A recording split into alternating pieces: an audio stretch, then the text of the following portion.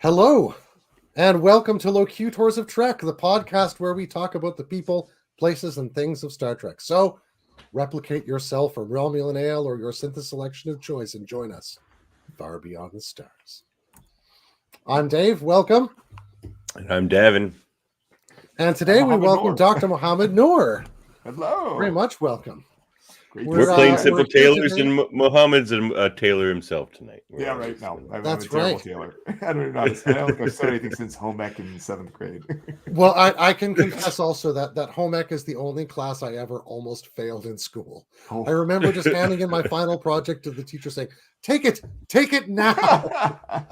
I do remember one of the things I sewed in that class was a little rocket ship onto a bag. So it's thematic still. That's nice. I would probably just sew rocket ships if I could sew. I don't know, my clothes be great. Yeah, we're going to talk biology again. We did a biology episode in season 1, but we realized we needed an expert, and that's what we're doing here in season 2 of Locutors of Trek. That's kind of the premise. We're live. Entirely, yeah. We're in video now. All of our segments have become shows of their own, and we're bringing in the experts. So that's where we're at here in season 2. Right. We've replicated and multiplied, in fact. Yeah. We have, haven't we? Well, yeah. So, Mohamed, I got to say, I enjoy your channel quite a bit. BioTrekkie Explains. Mm-hmm. I've definitely crammed, I think, probably all of your videos. And your other podcast with Jane Crook. BioTrekkie with the Admiral. Yeah. Oh, yeah. Very good. I missed that one. I mean, we haven't had any Discovery the past year now, so we've had a long hiatus. I mean, I think our last video was one of the very start of 2023, saying we're looking forward to chatting with you as soon as Discovery comes out. And now we're gonna probably have the same thing for 2024. We're still looking forward to chatting with you when Discovery comes out. Everybody's going back to work now, I think. So hopefully that speeds things up. Hopefully. So thank you for watching. I appreciate it. Oh well, it's good stuff. It's like your channel, our channel, maybe the two most criminally underwatched Star Trek channels on YouTube and the greater internets, I would say. Paging CBS and all Star Trek minds. It's interesting, the BioTrekkie Explains podcast. I started that right after the Star Trek cruise. It was in March 2020. So think about that timing. Oh, wow. Yeah, that was the cruise that we left and everybody was a little afraid about us coming back. Well, we came back. Oh, good. That's probably that's probably about when we started too. I think everyone started podcasting around that time, didn't they? Yeah. Yeah, but my wife had suggested, why don't you make some? I mean, it seems like people like this. Why don't you make some educational videos or something like that? So I reached out to initially I reached out to the actual Trek people because I wanted to make sure I wasn't getting some sort of trouble. So I didn't know. I was like, I've never done this before. Are they going to be mad at me if I do this? And they're like, you can do whatever you want.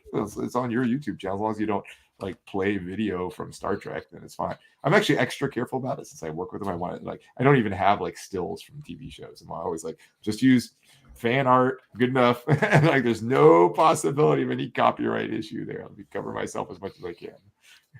Right. And wit, a little bit of wit. It goes a long way. Oh yeah. Covers many sins, right? Yeah. Someone probably should be mad at us from Star Trek by now, but no one said anything. So hey, all good. I keep paging them, no one responds. I just use my communicator. Maybe to start off, I'd throw up a couple of classic definitions for life. Maybe I think that may be a temeritous thing to begin with anyway, to try and define it as such, but let's go. So the first one, of course, is from my old dead best friend Aristotle, who defines bios or life as things that have a motion of their own. So growing things like plants have the motion of growth. Animals and things have local motion as well as growth. Rational animals have growth, local motion, and ratiocination as an activity, cognition, right? But a little closer to home, and in some ways I think we can see some relations, but we have Dr. Crusher in the episode Home Soil, classic season 1 episode with giant ugly bags of mostly water. Exactly. So she says, who are you calling an ugly bag of mostly water? I resemble that remark. So she says there are basic definitions for organic life. Must have the ability to assimilate, respirate, reproduce, grow, and develop, move, secrete, and excrete. And Picard, of course, asks, would any of those apply here? Perhaps growth and development. Data, reproduction. Yep, says Crusher. These two may be basic for any definition of life. Is that a decent place to begin? Is that a reasonably good biological starting point? Well, it's a tough question, right? Because you can always find exceptions for everything, right? So, like talking about growth, crystals grow. Like we don't think crystals are alive, right? So, I mean, there's always exceptions, and there's exceptions the other way. I mean, in Star Trek, in Canada, they've said the Data is alive. He doesn't grow. He's the same size as he was like the day he was made, right? He hasn't grown at all. So crystalline entities notwithstanding. Crystalline entities notwithstanding. Maybe those do grow. We don't know. But maybe that's what they start out in his home soil, right? Yeah, right. Maybe those are the precursors. Who knows? Oh my God, that's interesting. Same with reproduction. I mean, mules are alive. They don't reproduce, right? So I mean, there's so many things. It is, and it's interesting because we define life based on what we see here on Earth, right? And it's tough when we're saying we want to take it someplace else and use the same sort of definition because it's all based on all of life on Earth is actually related. There's one single origin of all of life. So yeah, people say, well, like there's microbes and there's fungi and there's plants and there's animals and stuff like that, but we're still all related. So even with that, the definition doesn't work great. It's kind of like some large subset of these characteristics are good. But I mean, one way to think about it is like, how would you define a game? Just as a thought experiment, right? Now, let me take a step back from that. Imagine how would you define a game if you'd only ever seen Settlers of Catan and Seafarers of Catan and Cities and Knights of Catan. You'd say, okay, a game is this thing where like 4 to 6 people sit around a table, or 3 to 6 people sit around a table. They have dice, and they have little pieces of paper, and they have collect wood. There's one winner and stuff like that, right? That's how you define it. You go to some other planet and like, oh look, they've discovered Stratego. It's like, okay. Well, all of a sudden somebody arrives with a basketball, right? Exactly, and then you go even more extreme, like say a basketball or a hacky sack or a hockey stick. Like, okay. So we're sort of into the Wittgensteinian territory of family resemblance among these sorts of sort of regions that we might call life. Exactly. It'd be kind of like defining a tree and all you'd ever seen are oaks. It's like, and then somebody shows you a pine, you're like, what the heck is that? Where are the leaves? Yeah, right. Exactly. What are those little weird green sticks? What are those things? Well, you mentioned how everything on Earth has the common ancestor, right? So that brings up the kind of the progenitors in my mind in that great Star Trek episode, The Chase, right?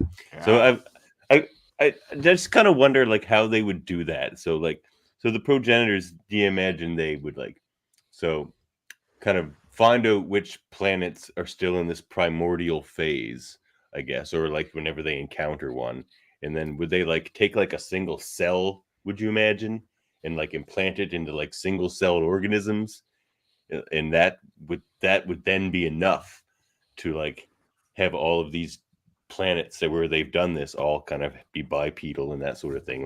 Would that be enough? How would they do that? That's a great question. Where does your imagination go with that? So that you described would work. So let's say that, for example, they got one droplet of E. coli and dropped in all these different worlds or something like that. Yeah, then evolution would happen, and in those different worlds you'd have different outcomes. People often think they have different outcomes because they have different environments, but an important piece I'm going to come back to in just a second is role of chance. But let's set that aside for just a second. So with that particular thing, they're a little bit vague in the Chase in terms of what actually happened, because they just said the first hints of life were happening, but were they giving them an amino acid that was missing, or were they giving them what exactly did they put down there? It's a little bit vague what happened there. Now there is of course the real theory called panspermia, which is that maybe life on Earth came from outer space, and again it could just be an actual single-celled bacteria. Or it could be something that was missing. That's often called pseudo-panspermia, that there's some rare amino acid on Earth, but then, once you put it on here and then more could be produced, it then became a lot more abundant. We don't know. I mean, there's no way we'd have to rewind the clock and see, though. I guess Q already did that when we saw the goo. Sure.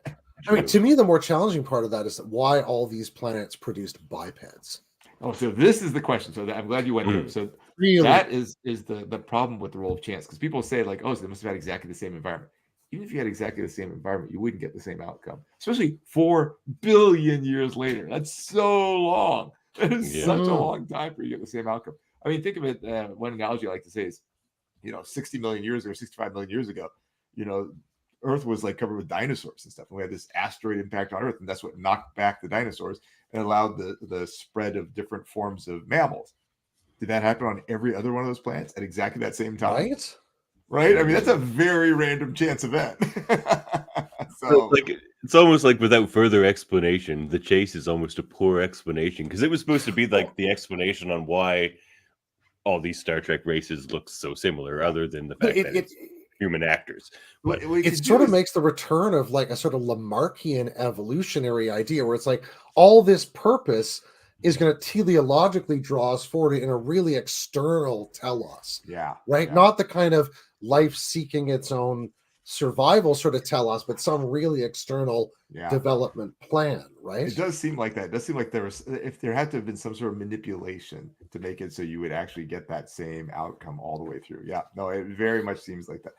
What the chase is good is explaining why there is the same basis for life on these different worlds. Like, why is most life carbon based? Why is it like have nucleic acids like DNA and RNA, stuff like that? For that, it works fine, right? But the humanoid bipeds that all are about the same size, like, okay, and all exist at the same moment too. It's not like they evolved on Romulus way earlier, now they're gone. But like, nope, they're all together all at the same time. There's a different episode. There's a different episode though, which explains it a lot better. This is one a lot of people actually. This is one people often forget. It's from the original series. It's the Paradise Syndrome. Have you seen this? The one with the Native Americans. Yeah. So remember there was that big obelisk and stuff like that, and Spock was studying the obelisk, and he said, "Oh, this was left by a super race known as the Preservers, and they would come to all these different worlds and seed them with people." So if you imagine, let's say for example, you took humanoids from Earth, say let's say 100,000 years ago or something like that, and put them someplace else. Yeah, they'd basically still look humanoid in that other world too, right? They'd basically look pretty similar. Maybe they would have evolved pointed ears. I mean, I don't know about the copper-based blood. That's a tough one. But but the ears, maybe. that could happen. So the progenitors were just working too early. They were ahead of the game. That's the biggest problem. Exactly. And the other thing is related to that is the reproductive compatibility. Like you're literally more closer. That one. Right, you're literally more closely related to grass than you are to a Klingon, based on that. Enterprise may have done maybe the best job of addressing that in terms of the problem of T'Pol and Trip actually conceiving, right? That there's enormous sort of therapies involved in the process, even of allowing that to happen. Yeah. I guess that was discussed a little bit. What was it, an E squared in that episode? I really talked about that. Really late in the series, I think. Yeah. Well, at the very end, they had a kid, but it was an artificial kid, so that doesn't count. Well, that's something I think about often too. Like really, like into the books and the novels, they got into a little bit more. Like where the Titan that Riker captained, it had different sections of the ship that were like made for different environments for different species and stuff. Yeah, like. You would think like a Starship Enterprise D would be similar to that, where it's like you have a spot that's comfortable for the benzites and a spot that's comfortable for whoever. Yeah. And Cerritos has that. Cerritos has it with Cetacean Ops. Cetacean Ops. Well, you know what? The only time we've seen Cetacean Ops. Yeah. Oh yeah. Well, one question I had for you is there enough fruit flies in Star Trek? No, not nearly enough. We need lots more. I agree with you. Less in my house, maybe, but more in Star Trek. Yeah, no, totally. Yeah. It's actually not that much insects at all. I mean, you see the occasional insects, but there's not much at all. It's interesting. No, there's never like a mosquito that just bites somebody on an away mission or anything. But what's fascinating too, along the lines of what you just said too, is that we talked just a minute ago about like all these different humanoids, but think about how many different planets you land on. The trees look just like the trees in California. Okay, I mean that's no less improbable than everything else. Like, why should they look just like that? That's kind of amazing. It's like, why does this planet look like the house plant section in IKEA?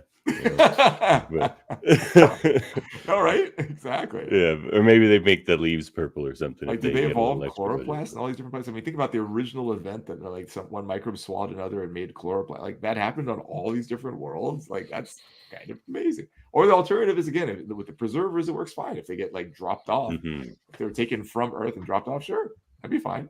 No problem there. Yeah, I mean, although I suppose ultimately that does that kind of brings itself back to the question of how likely does even Star Trek think life is to evolve on places other than Earth? Yeah. You know, that sense of the sort of the either the optimism or the pessimism of which way you want to run the Drake equation. Seems to me to still be sort of ambiguous in Star Trek, because these sort of progenitor races seem to have to do a lot of hard work to keep life going. And there are a few origins with Star Trek, right? Because I mean, presumably the Tholians are completely different. Like they're clearly not here, right? Different environment. Different. The Horda, again, completely different. The microbrain or crystalline entities, maybe they're not, like you said, they're the same thing. They're so there's a few origins there, but it's like a handful as opposed to it seems like there's a ton. Like, nah, it's really kind of a handful. We've pondered entities like that on this show too, where it's like I kind of surmise that perhaps an entity like maybe not the crystalline entity, they're incredibly weird, but like a Gormagander or the sour milk suckers from TNG. Oh, the Galaxy's Child, yeah. The Galaxy's Child. Got it. I was thinking about the thing from things like that. The Star Wars reboot thing. It seems to me that life would probably have to evolve on a planet first, and then somehow find a way to escape the planet into space. Do you think there would ever be like the potential of life evolving not on a planet? That's hard because I mean, like space, like as the word implies, space is pretty empty. So I'm just thinking, like, getting all of the stuff together that you need. I mean, you could say maybe not on a planet, maybe on a big asteroid, or maybe on a comet, or maybe it's one of those. But just like in space, just really like, how would all this stuff get together? Yeah, right. That's a tough sell.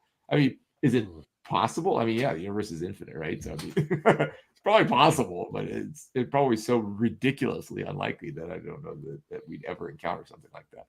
But yeah, I think your hypothesis makes a lot more sense, that it would evolve first on a planet or comet or whatever, and then, possibly evolve to the point where it can actually leave it. So, I think the last time we talked about this, we were wondering about the ring structures around planets. If there were, maybe an environment that was almost like an amphibious, there's some rocky bits, there might be some trapped bits of environment gas or something like that just kind of floating around.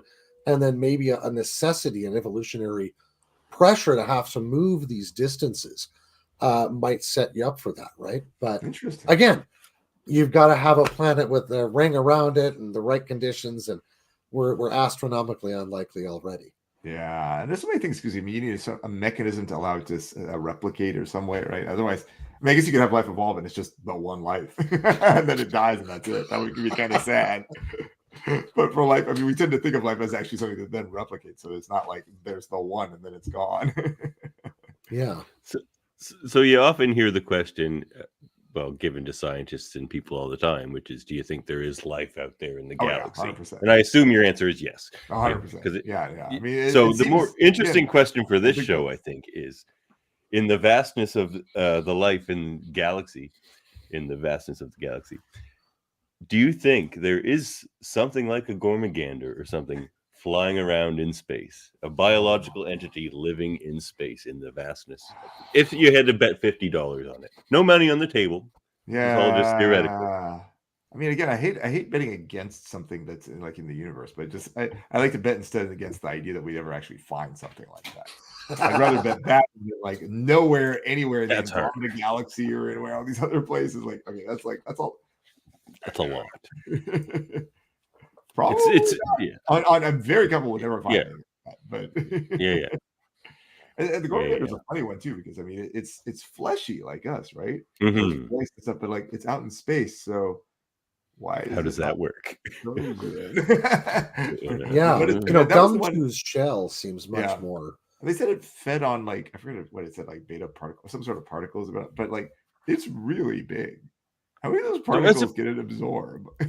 I suppose there are like some animals on Earth though that sort of have like a biological antifreeze. So no, it's true. It's true. There could be something like that. But for me, it's also just like, how do you get to be that big when you're feeding on particles? What do you eat? Yeah, because I mean, it's expending energy. Because I mean, we see it moving, so it's clearly expending energy. But like, there's like, is it getting enough nutrients to replace both the energy plus like the to produce that level of mass? That's a tough sell to me. Microscopic life in space might be easier to swallow, 100%, right? 100%. Yeah, microscopic life in general is just a lot easier because you get around a lot of, you don't have to worry about the whole multicellular thing. You just need like one cell membrane of some sort to keep stuff in that is that, and then basically to make the boundaries of the organism and keep the stuff together. Yeah, that's great. I mean, if we were to ever find life, that's what I think we'd find, like maybe on, in one of the moons of Jupiter or Saturn, like on Enceladus or something like that, we might find something that's microscopic that looks vaguely like a cell we see here on Earth. And it would be exactly the same. No, of course not. But vaguely like it, and maybe it reproduces stuff like that. So, well, this brings me to to Venus. Actually, we've heard a few times over the last few years that Venus may have life signs in its clouds. Can you just talk a little bit about what those life signs that we talk about either on sensors in Star Trek or in the real world might be? Oh yeah, no, I've had a hard time understanding that too, because I mean, I think in case of Venus, one of the most recent things was like phosphine gas, and that was the thing they said, like, they said like this is a sure sign of life. But it's tough because I mean, we always think of it in the context of, well, there's two options, right? One is, can it be produced by life? And even when we say can it be produced without life? But when we say that, what is the life we're considering? If we're just considering our Earth life, like, well, okay, but maybe that's not the same, right? But essentially, is there a natural process that can produce it? Even then, we're very limited to thinking about the natural processes that tend to happen most often on Earth. Now, you can't just extrapolate and just say like there's no chemical means for doing something without some extra manipulation. Okay, that makes it a little bit more. That was not the case for phosphine. Actually, they did find a possible route to get to that did not involve life to it. So that one in particular doesn't work. But I guess you could imagine something like that. But truly, like life signs, that's a tough one, right? I mean, I guess if you found some like complicated protein, something like that we see from here on Earth, okay, that's really unusual to see. I mean, might see like an individual amino acid, like a big complicated protein. That's a tough one. That's a tough one to imagine how it would come without life. But maybe. And that's what I'm thinking. How are you going to get an echocardiogram or an encephalogram from orbit that's going to tell you, there's really complex, neuroelectric activity happening? That to me, I've never understood how those life sign things work. Yeah, no. I mean, but I mean, flip side is like, look at the advances we've had right now in terms of figuring out like the atmospheres of exoplanets. I mean, the fact that we can do that blows my mind too. So, I mean, is it possible we can find some way to see if there's, some proteins up there? Maybe. I mean, I can't even imagine what that. I'm not an engineer, so I can't even imagine what that would be. But given that we could do the exoplanet atmospheres, I'm like, dang, okay, everything's on the table now. That blows my mind in and of itself, right? I mean, it's hard to search for life. We can send a probe to orbit of, but like exoplanets, like okay. It's just like chemical makeups in the atmosphere. They're like, well, that chemical makeup of the atmosphere looks like life to me. And it's like, well, okay. But, clearly Earth isn't like a complete baseline for all these assumptions. Right? That's the problem. It's like what we use, but neither in terms of the physical processes nor in terms of the possibilities of what life might do or what life might not do. Right?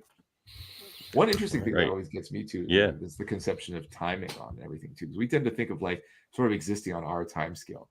But imagine there was life that like was doing all the processes that you saw, like you talked about before, like growing and reproducing, all that stuff. But it did it over the course of like millennia.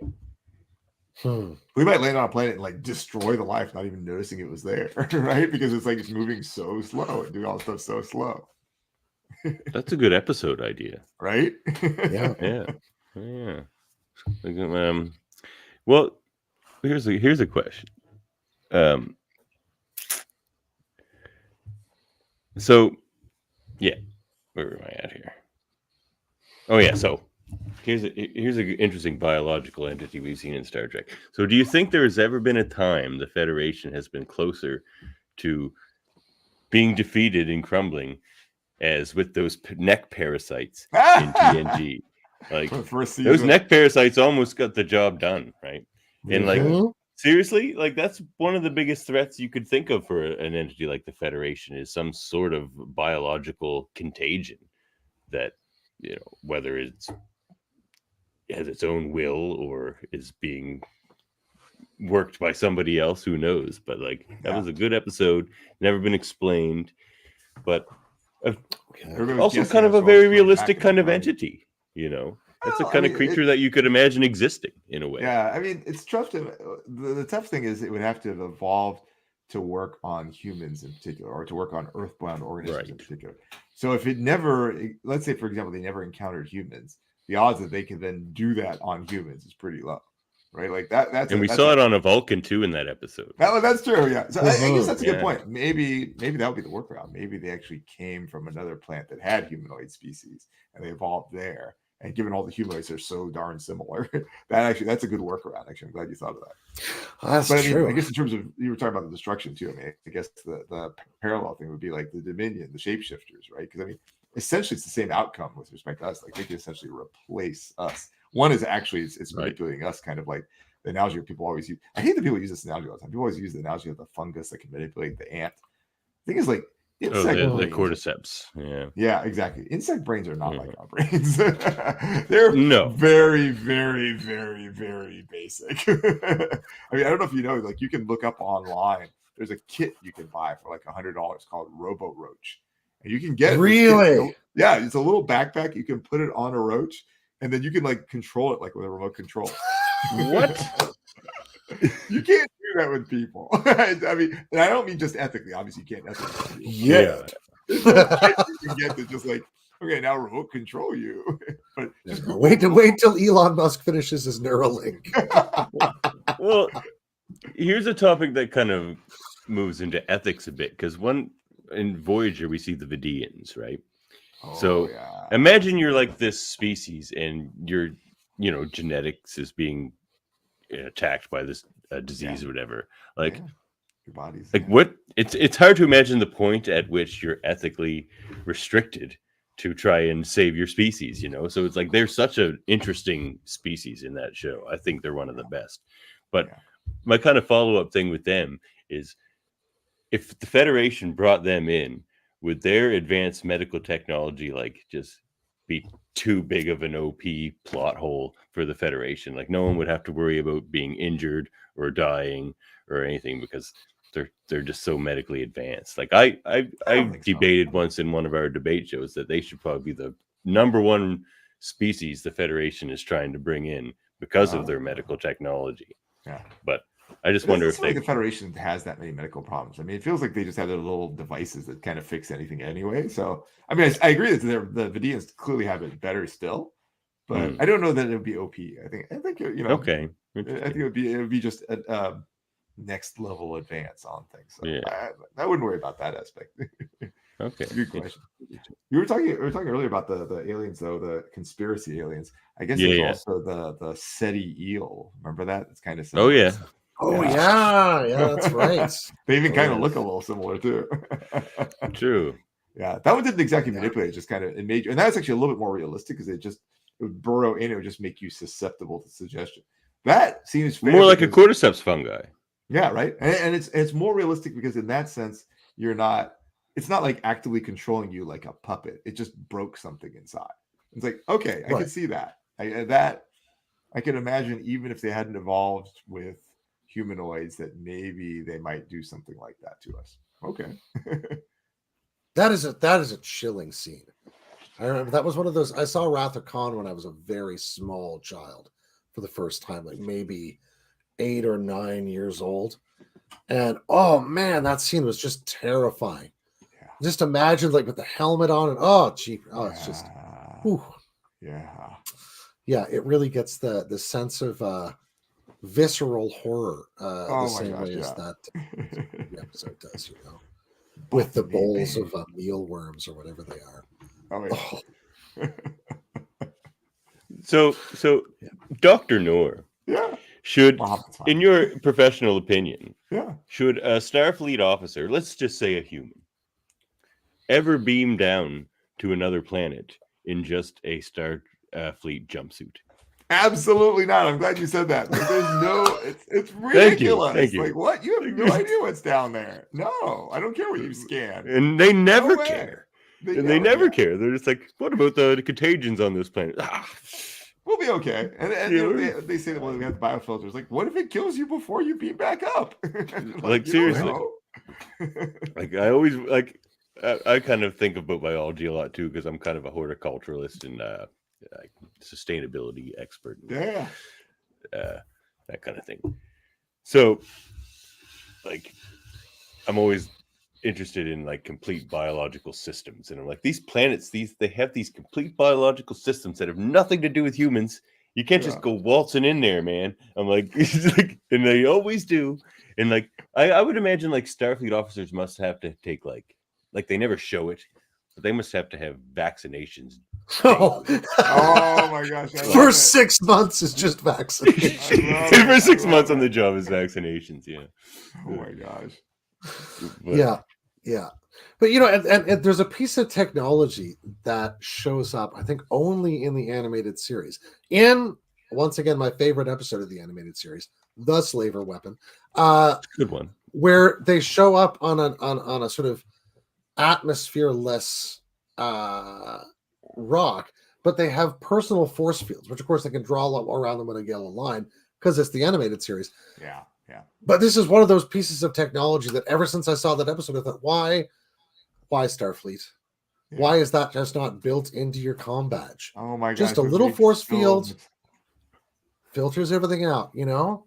But of course, then there's an awful lot of narrative, directions that are cut off by that, you know. Yeah. Have you seen shoot, I'm blanking on the name. Not what's the name of the show? It's not Dominion. The Isaac Asimov show.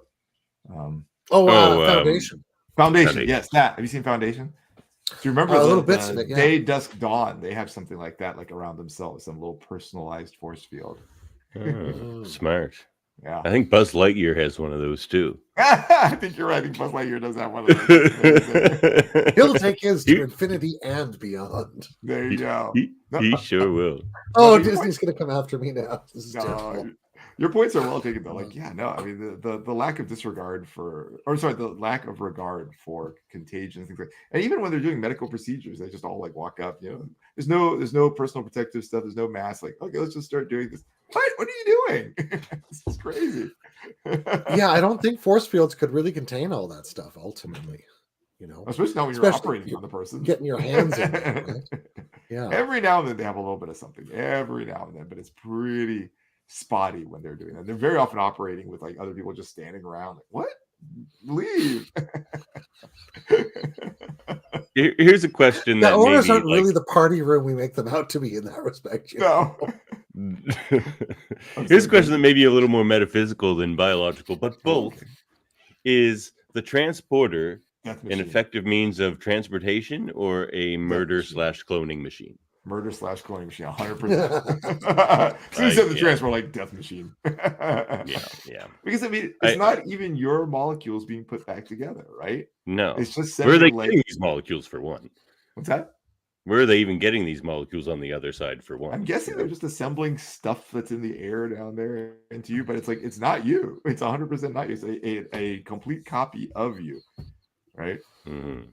Yeah, and like, I mean, you're not even just you. Like all the like microorganisms that are also you. Like they getting all that stuff. Yeah. Like I mean, I guess they usually filter out that stuff, don't they? I don't know. Oh, that's true. The tricky part here, though, is that consciousness does abide through the process, as we know when Barclay sees the weird that worm transphasic aliens coming into his body in the middle of the stream, right? And or when Picard is being taken off of Eladrel in the middle of the fight with the monster and Dathon, right? In Darmok. You know, there is a consciousness that's abiding across the the dissolution of the body into energy, right, and its reconstitution. What does that say about the quality of life? Like, where are we going to put cognition into this mix, and how can you see cognition, say, developing differently in different evolutionary contexts? It's wonderful. I don't have any answers to those. Those are big questions. That's what we do here on Locutors. Do speculate, please. We speculate. But I mean, I guess this gets into the question of is there even free will, or is it just like that's just the set of instructions you happen to have at that moment in your body based on the chemicals that are right there? And at that point, if you're just making a copy of it, then you're basically, it'll just continue on because it's just that same set of chemicals, right? So it does get a little bit into that. Do we actually have a free will, or does it just seem like we do, and we've deluded ourselves into thinking we do? Well, precisely, right? Are we reducible to some sort of fundamental something? Yeah, no, exactly. We think we're making a decision, but like, nope, it's just because that like atom went over this way instead of that way, and that's why that happened that way. And I think I made that call, but nope. I wouldn't have. I don't think there's really a settled decision in Star Trek, because I'm thinking about the episode with the Traveler where people's thoughts become reality. Right, which seems to argue that at the very edges of the universe we get to this place where thought and being are really convertible, whereas in the regions we seem to inhabit, there's a much more stable relationship between sort of thought and physicality, right? But there doesn't seem to be a settled answer for that. I'm thinking about mind melds and that sort of thing. No, I mean, it still could be just purely physical. I mean, it could be for either of those things. It could be purely physical. Yeah, the other related thing to that, and I lost my train of thought as I was saying it. The molecule went the wrong way.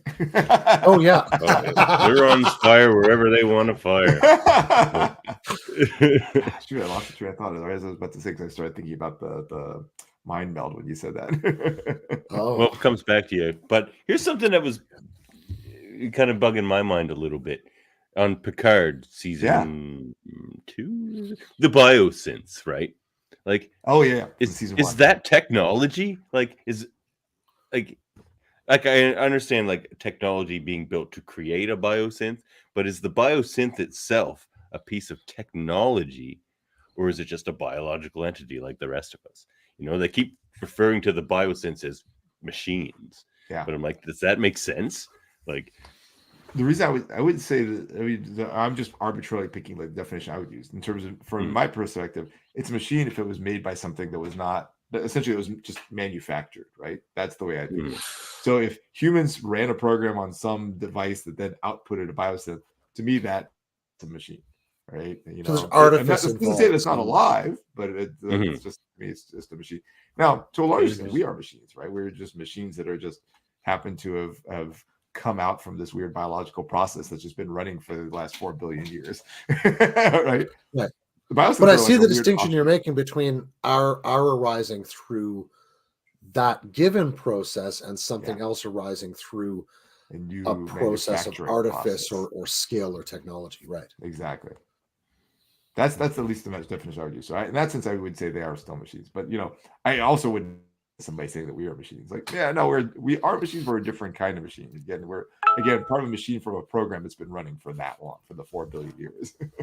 Well, it's kind of like the argument Picard makes in Measure of a Man too. It's just like the similarities between machine and biological isn't that different. When you're someone like Data. Yeah. So an interesting question that you could pose back, and this I don't have a good answer to. If biosynths made other biosynths, would they? Yeah, if they're reproducing. Yeah. At that point, do they still count as machines? That's where I want to go with that question. Yeah, would right. The children of the biosynth be a machine? Yeah, right. Because then you're removing. You're kind of 2 steps removed from the. Yeah. And how far are we from that? I wonder. Like, how far are we from machines that can just make copies of themselves, and they have a set of instructions that occasionally will mutate, quote unquote, and then they'll make a totally different machine, right? This is actually my third Dave.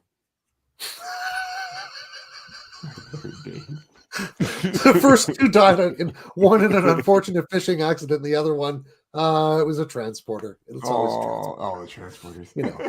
Yeah.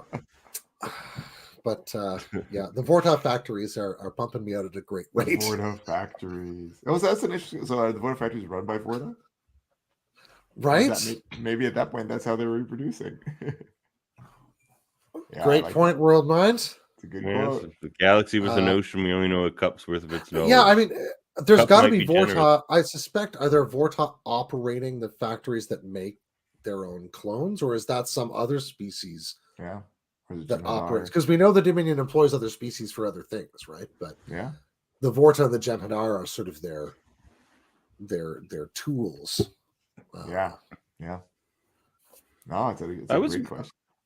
I was wondering if there was a real world equivalent to the Enterprise cogenitor episode, where there's that like third gender who enters this enzyme into the reproductive process.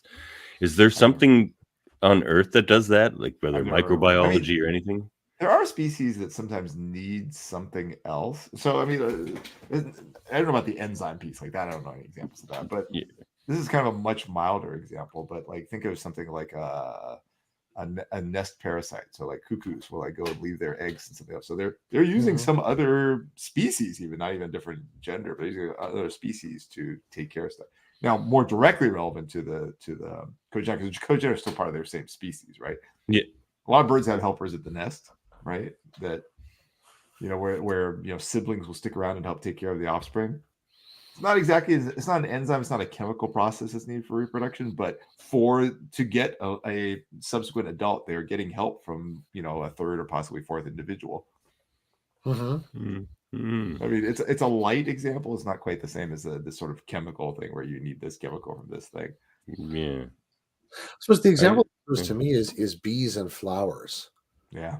That there's a flower, there's a pistil, there's a stamen, but they need something to carry the stuff across in an effective. So again, that's another species completely. Yeah. It's like a symbiotic relationship. Beehives are a good example, right? Because I mean, maybe that's no different from say the worker bee. Because I mean, there's the drone, there's the queen, those are the reproductive, but then there's the workers. So are they the progenitors? There's a Borg. Yeah, right. And the progenitors also. I mean, sorry, the worker bees would also feed one of the bees, the queen jelly or whatever the royal jelly, which makes it turn into a queen. So they're actually even controlling to some extent what comes out. Maybe they're kind of progenitors, right? Interesting. Yeah, that's pretty close. I like that one.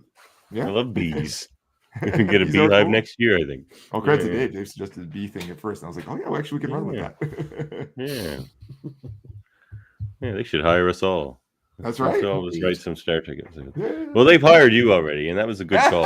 I've never written Star Trek. I've just like consulted in terms of the science. Have you ever suggested any sort of I was suggesting ideas general ideas, but nothing. Yeah. So, like for example, in season 4 of Discovery, the fact that species 10C was using chemical communication and specifically by hydrocarbons, that I did suggest, and they put that in there. But like, it's not like I wrote any part of the script. It was just except for like just editing a little bit of dialogue here and there from what they wrote. I mean, I'm not a writer by far. I'm just somebody who helps out a little bit. And even in terms of science consulting, they have staff, Dr. Erin McDonald. She's the science advisor for the whole franchise. I like to say she's the sheriff. She's coming on the show sometime here soon too. Oh, awesome! She's fantastic. I love her. So I like to say she's the sheriff of science in Star Trek, and I'm somebody who's just occasionally deputized when they need more help. You're Doc Holliday.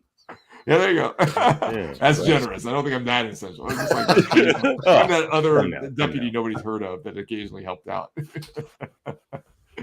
Oh no. I think they should run the scripts by the science team every time, and just to clean it up a little.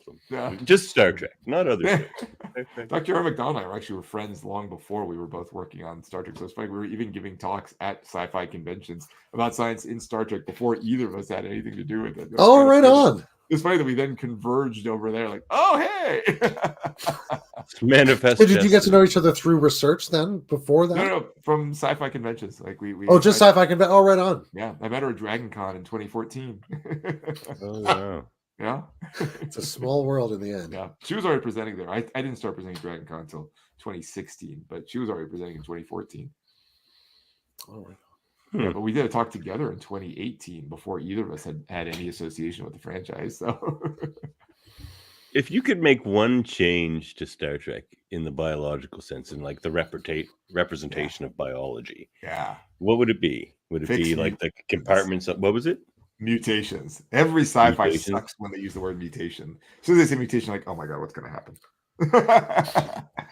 It's always bad because every show always uses me. They're like, oh, he's mutating or she's mutating, and then all of a sudden they become some other sort of organism. Like, that is not what would happen. Because it would have to be like the same genetic changes in all the cells, and they're working in concert. Like no, if you were just randomly mutating all over, it'd just be like crazy cancerous growth, and you just die. It would not be like you become a salamander. It would not be any of these other things that you tend to see in the shows when they say the mutations are out. Yeah, that would be right. So, so no warp 10 salamanders is what you're saying. No warp 10 salamanders. Though, do you know about the paper in this regard, right? Do you know the story? No, go on. I don't think so. Yes. Okay. If you go onto Google and you just search for fake Voyager paper, right? You can try it right now. You'll find a lot of hits there. Did you find one? I see Dave's typing it in right now. He's typing away. Looks like he's doing it on his phone though, so it's going to take a moment. That's okay. Yeah. I'm typing at the fake Voyager paper. So somebody actually wrote a scientific paper about the fake science paper about Star Trek and Warp 10 was accepted by predatory journals. Oh man! Oh no way! It actually got it. This is beautiful. It's like Star Trek's own Sokol hoax. This is wonderful. What's funny is like a modern Voynich manuscript where it's just like bullshit and everyone's buying into it. If you read the paper itself, like the authors are Thomas Paris, Harry Kim, it'd have to be those two, Catherine Janeway, and the last author is Robert Zimmerman. He's the corresponding author, Robert Zimmerman. Which remember, But if you read it, actually, the text actually reads like a real paper. It reads like if you don't think hard about it, it reads kind of normal, right? And then you get to the methods, and it's just like, we subjected some human subjects to maximum celerity, which celerity just being speed, parentheses, warp 10. It goes through all, and then the results section just recounts the episode kind of scene by scene, but just using science speak. Right? All they had to do was call warp 10 celerity, and they're like, seems legit. Yep. Seems legit. What's great is this then, I don't know if you caught, this actually came back in Lower Decks. So if you watch the episode of Lower Decks, it's called We Always Have Tom Paris. There was a scene there where Boimler was all excited about Tom Paris coming to the ship. And Mariner says, is he still a salamander? And she says, no, that was a celerity-induced increase in mutation rate. Basically the title of that paper. Oh, that's an amazing callback. And Lower Decks is so good. It's so good. It's so good. Oh, wow. Man. That's like the best. Imitates life. Yeah, right? Wow. Well, it was funny because it started on the show, then it went outside into science, and it came back to the show. Oh, no. Apparently, we're not getting into the real biology question. Tuvix and humans evolving into salamanders. No, we got the humans evolving salamanders. Apparently, it's real. There's a scientific paper that says it happened. I guess we have to give Tuvix a moment then. Tuvix. So Tuvix is again, Tuvix, massive crazy cancers. As it sounds in some levels. Well, because I mean, so with Tuvix, what's interesting with that is that the final organism Tuvix has all the genes of, let's set aside all the memory stuff. That doesn't work at all. He has all the genes of a Vulcan, but he also has all the genes of a Talaxian, right? So what that should he be twice as big? I mean, that's a good question too. There's a whole mass problem there too, and like there's also what happened with the outfit. We're not even going to touch that. Outfit bothers me. But right. But if you think about it, we all have 2 copies of all our chromosomes, right? The ones we got from mom, ones we got from dad. Tuvix should have actually 4, so he'd be actually a polyploid rather than a diploid, because we're called diploids who have 2 copies. He'd be a polyploid if you have 4. They're actually in plants and in fish, not in mammals so much, but plants and in fish and a couple other things. You're actually more likely to get these sorts of hybrids that have 4 or basically all the copies from both than you are to just get like a 1 and 1. And those tend to survive better. So it's not completely crazy. I mean, obviously it doesn't really work, but it's not as crazy as it could be. It's actually closer to real than it could have been. I'm sorry, than most of those. Not that it could have been. It's closer to real than other shows have done. Well, Star Trek is the gold standard. Star Trek is the gold standard. Sure is. God, do we have anything else we want to discuss here, Dave? Well, I mean, I'd love to get into the neuroscience of mind melds, but I'm not a neuroscientist, but like it's an exciting thought, right? This sense of sort of. I was watching a very interesting podcast on the Theories of Everything channel. I don't know if you catch that at all. It's a Canadian filmmaker, science guy called Kurt Jaemeel. Anyway, this fellow was talking about a voltage-based understanding of sort of brain activity, consciousness, that sort of thing, and it got me thinking about mind melds. If there's some sort of, we use our screens with haptic interface because we're conductive. If the copper blood in the Vulcans is somehow allowing them to get at electrical fields somehow, it feels like there's some sort of basis for that physically, but how they know to grab those spots on a human's face, I don't understand. Yeah, and it feels like you'd have to essentially dissect the brain and be touching all the right spots. Right? There. You need some sort of like where you grab on a Klingon is going to require 3 arms to get at. Yeah, right. Well, luckily there is a species with 3 arms. That's true. I forget what it's called. You need a spare Adosians. Adosians? Is that what it is? That's right. I think so. I was up on that. I've seen the animated series once through, but that's it. I've only seen it the one time, so I don't have it. Once is enough. It's a pretty wild ride. It is a wild ride. Yeah. I didn't watch it till like 2019, or it's fairly recently when I saw it. Actually, I didn't even know as a kid that it existed. Like, oh, there was a. Well, it was really hard to catch the whole thing anywhere before Netflix put it back up a few years ago. Yeah, it was really not. It wasn't in circulation too much. It won an Emmy. Which classic and which modern Star Trek are each of y'all's favorites? Oh, well, DS9 is I tell everyone DS9 is the greatest story ever told.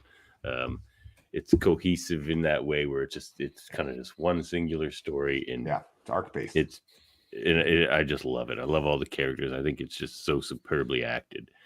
Mm-hmm. As far as modern, it's probably Lower Decks. Okay. Because it's just so good. But I give Strange New Worlds another minute and we'll see. Okay. We'll talk.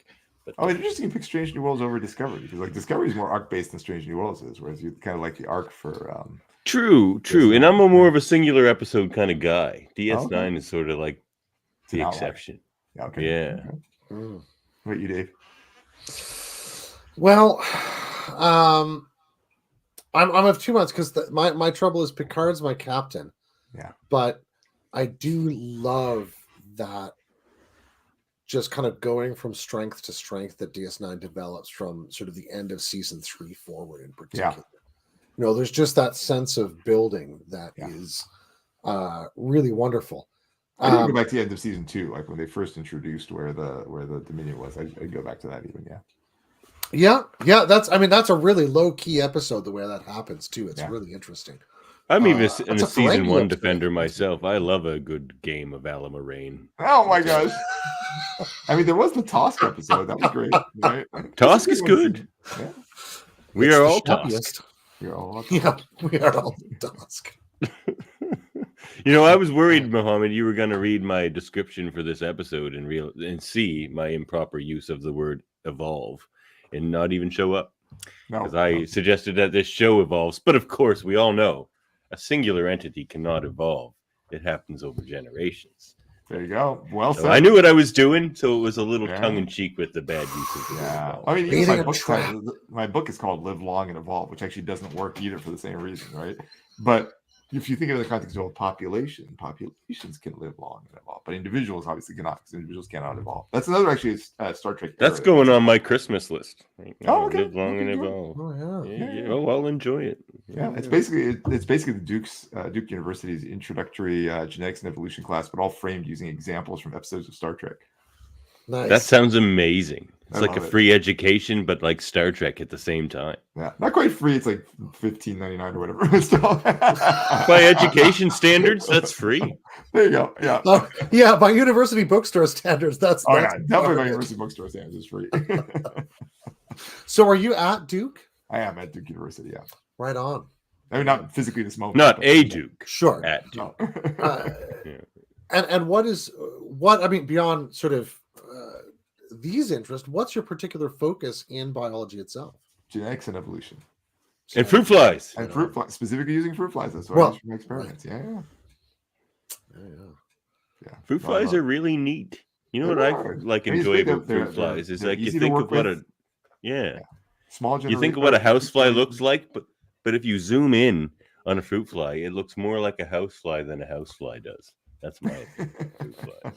I mean, what I love about this blew my mind. Time is tiny. Like you can get a generation in 2 weeks. It's pretty amazing, right? So you can do evolution. That is amazing. Yeah, 2 weeks from egg to adult and get the next egg. Yeah. Isn't there a Star Trek episode like that where it's like that? It all happened super fast. So they were down there for like an hour, but it was actually like weeks and weeks. Blink of an eye, Voyager. Blink of an eye. Right. Well, there's a Pulaski episode in season 2 of TNG where they're trying to engineer perfect human children. Yeah. And they end up aging like crazy as a sort of communicable virus they pass to others. Exactly. There was some virus with it that they then developed antibodies to, which were then being emitted and were making everybody age like crazy. Yeah. I forget the name of that episode, but I remember what you're talking about. Yeah, they were really tragic, those kids. Yeah. I guess they just got left there. Then somebody just put it in there. Unnatural selection. Great, thank you. Thanks, Sam. Sam's one of our stalwarts. Excellent. But you know, Dr. Noor watched Star Trek Prodigy. Did anything neat stick out to him? I helped a little bit with episode 15 of Prodigy. Did you? Just a tiny bit, but not enough to get in the credits. It was literally just like a line of dialogue or a line or two of dialogue. That was the one, remember, where they finally figured out that Dal was basically genetically engineered. Right. That was super interesting. Yeah. He's like a combination of everything. I love Prodigy. By the end, it was like amazing. Yeah, but the fact that they say that like he was a product of artificial hybrid speciation, that was the little piece I slipped in there. But they also augment, so the Federation's going to hate him because he's a little true. Good point. They don't like augments. So like, well, we don't mind the Klingon parts of you and that stuff, but that augment, no. We don't play with the augments over here. They're out. Yeah. What were you going to say there about hybrid speciation? Oh yeah. So hybrid speciation is an interesting thing too. What that is if you have two species that then you essentially like mix their genomes together, you can sometimes get a third species that can't interbreed with either of the first two. So that was the text I thought that'd be an interesting way to have Dal basically be his own kind of thing. He's not just a hybrid, but he's actually a different sort of species. And in his case, it's artificial instead of natural because it wasn't from interbreeding and mixing of genes that way, but it was actually artificially done. So that's why the text in it was a product of artificial hybrid speciation. Well, I think we're getting to a close here. We don't want to take up all your time. Yeah.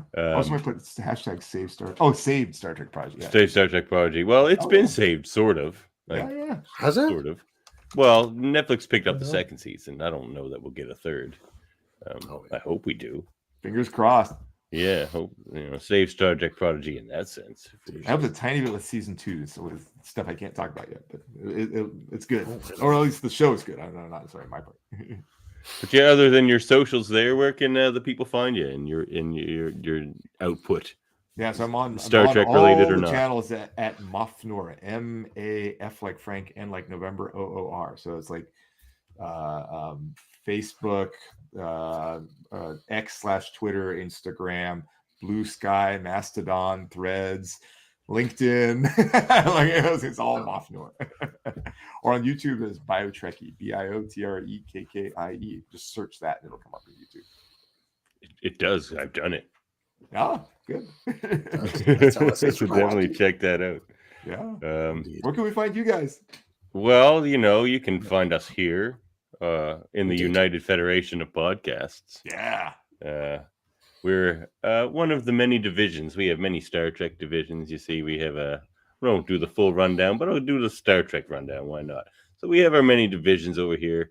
We have our command division where they review the different shows. We have our ops division where we do things like Star Trek radio theater and things like that. Then we have our science division run by Dave and I here.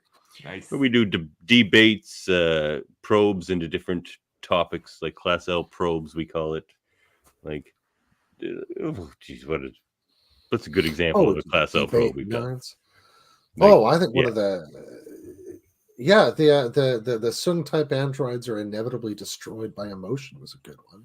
Oh, that was a good one. So we get into things like that and we discuss them. We try to come to a consensus, unlike Debate 9, where we try to destroy consensus. End it with swift verbal uppercuts. Yeah. And we do trivia over there as well. And then, of course, we have our Locutors division where we do what we just did now. And we also have our first contact show where we interview people like yourself. If you ever want to come back and do an interview, we have that show as well.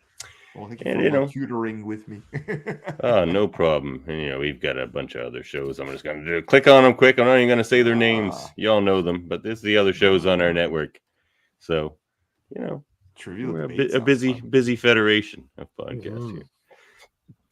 And I think that's it. Well, you can contact us at locutorsoftrek@gmail.com. Find our audio-only version wherever you get your podcasts. Patreon.com/livelongandpodcast. You can get yourself some sweet merch over there too. And that's it for us. I think that only remains one thing to say. Indeed. End transmission.